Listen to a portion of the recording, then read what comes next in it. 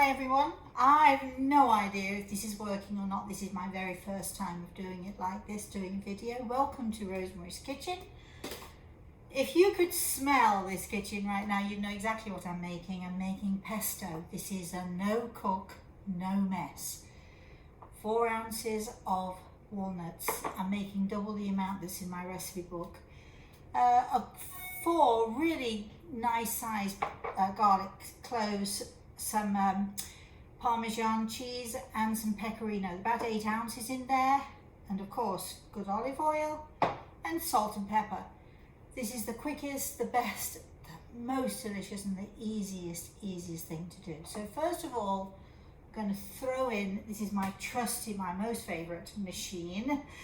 So I'm going to throw in the walnuts. I'm going to make a tiny bit of noise. Just going to grind them up a little bit. Yeah. I did warn you it was going to make some noise. So grind it a bit more. And now I'm going to throw in the garlic. So we're going to put it all in. There we go. Wait for the noise. Sorry about the noise, but there we are. Grind that all together. So we've got the walnuts and garlic. This machine is so fast, so good. I love it to pieces. Now, I'm going to just show you this because this is how I measure my basil leaves. These are fresh grown out of my garden. I just went out 10 minutes ago, picked them, took the leaves off. This is a 32-ounce jar. What I like to do is press the leaves down to about the 32-ounce mark. You'll never guess what I'm going to do now. I think you might have guessed it. I'm just going to chuck it in. I'm going to chuck in half of this. Ooh, look. Half of the cheese. Oh. So right in here we've got the cheese. We've got the walnuts and the garlic. Of course, good old olive oil. This is really nice olive oil. You can use the cheapest olive oil if you want to. I just happen to have a friend who gives me this stuff and it is really good, really delicious, but just pour it in, you know, just whack it in there.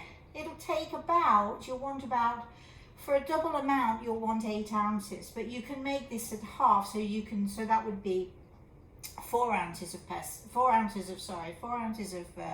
Parmesan, 2 ounces of walnuts, 2 garlic cloves, 16 ounce if you squish them down in a jar of the basil or basil leaves, however you say it. So we're going to do that. We're going to see if we can, and again, I'm sorry to say this to you, but Rosemary's Kitchen can be a bit noisy when we're doing this stuff, but you'll see how quickly and easily this goes in. I don't know if you can see that. I'm going to put the rest in. Yes, I'm going to bring it to the camera in a minute, but look at this. And if you don't have one of these machines, you should save for one. Beg your family to put together for one of these machines for Christmas or for your birthday, or even if it takes you a couple of years, it really, really is worth it. I'm going to throw that. I'm going to throw the cheese. There we are. I'm going to put, I don't know, let's put a handful of salt in there. There's probably about, ground down, there's probably a teaspoon, put a little bit more in there. When you do it yourselves, just put some in, grind it up, taste it. I'm going to put some peppercorns in here as well, but we're going to grind this, so a good teaspoon of peppercorns in there as well. And then I'm going to add a bit more of this, of course. When I make my pesto, I like to make it nice and thick. I shall show you in a minute what it comes out like. I'm winging it with this olive oil because I make it so often. Let's get these messy things out of the way. And I don't know how long this is taking, but you can see, right? You can see, because it's practically done. There we go. I'm going to leave it all to its own devices. And if you could see now you can see it absolutely grinding down. I can actually hear the salt and the pepper crackling away in the background there. I don't know if you can hear that as well. I'm going to just take, a leaf. I missed a leaf. I'm going to take this spatula and I'm going to, oh golly, that does look so good. And it's, I don't know how come I did it, but boy oh boy. I somehow got the amount of olive oil just right, just splidged myself. You notice I'm not wearing an apron today. I'm going to just because I feel like it, I'm going to just add a little bit more of that olive oil. So I'm going to say I probably used maybe 4 to 6 ounces of olive oil, and that's making a double amount. So right, here we go. Now you can make it thinner. When you buy pesto in the store, it comes very thin, really thin. But I like to make mine really thick. I like to put a good big tablespoon in some pasta if I'm making some pasta. Add a little bit of heavy cream to that, or some cream, whatever kind of cream, and make it toss it when you've cooked your pasta. Toss it in the pesto and the cream, and oh gosh, is that a great sauce to have. So let's just do a little tiny bit more, and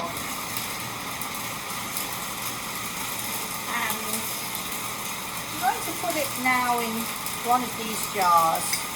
I've got 2 out here, so some of it.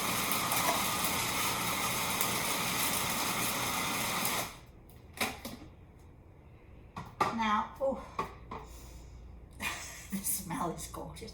Now, how simple and easy can that be, right? It's quick, it's simple, it's easy. What I like to do whenever I'm cooking is I like to sort of measure stuff out first before I start, and then bingo, I can get in there.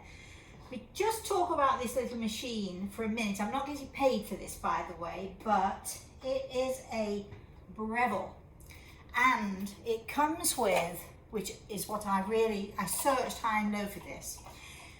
It comes with 2 sizes of bowl. So you've got the big bowl, which I've made this in, and you've got the smaller bowl, so if you want to make smaller portions. And I tell you, for grinding sugar extra fine, for grinding nuts, for doing the smaller things, it'll even make a half of this of pesto. Okay, so I'm going to show you now. Yummy in my tummy. Here we go. I should really taste it, but I know it's good again. But when you taste it, you know, if you want to wait for your seasoning until you've mixed it all together, then you taste it. Now just look at this. It's a nice dropping consistency. I don't know if you can see that. And I'm going to fill this jar up. Now through the summertime, when my basil is growing, my basil is growing nicely, I might make some of this every other week. You might ask, how could I possibly eat that much? And I can't. But what I do, and very successfully, is I'll put it in these kiln jars, and then I will literally put it in the freezer. Put a date on it, put it in the freezer, and it'll freeze fantastically. I've kept it up to a year, believe it or not. But I use pesto a lot. So I use it to make delicious pastas. I use it to coat my rack of lamb. I use it for all sorts of things. I'm just going to show you again. I don't know how well you can see this, but look at that consistency. It's what I call a dropping, there we go, it's a dropping consistency. So look at that, my pesto sauce. Thank you for joining me in Rosemary's Kitchen. We have here, of course, with me Grey Eagle, who loves this too. My daddy has made a quick appearance and disappeared again, because I don't need him to tell me how to make this, because again, you know, if I was worried, if I'm saying, is there enough salt in this, or is there enough pepper in this, he would tell me, or Grey Eagle would tell me. But hey, It's fine, it's going to be delicious, and thank you, all of you, for joining me in Rosemary's Kitchen today. I've got to come right zooming up to that camera now to switch this off. I don't even know if it's going to work or if you'll be able to see anything, but hey, I'm trying it out, so let's see what happens.